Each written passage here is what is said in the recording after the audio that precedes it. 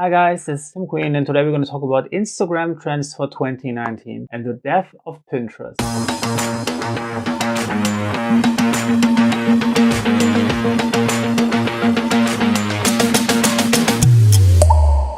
Now, some of you might have noticed this new feature where you can save or bookmark certain images that you liked into a collection on Instagram. Now, this looks very similar to boards on Pinterest, and you can already guess where this is going. What we're going to see in 2019 as those collections become more and more intertwined and people can search by those categorizations. You might even see ads on specific boards. We might also see this new functionality to build in stores completely on Instagram. AI technology identifying objects on images and then showing relevant ads for products that you can buy on Instagram itself, or even brands who want to highlight their own products to just implement their own online store whenever they're posting something. And then whenever someone is pinning this or saving this or bookmarking this in one of those collections, people can browse around, discover new stuff, and then make more purchases on Instagram. And I see this as a long-term death of Pinterest. Instagram has demonstrated great amount of effort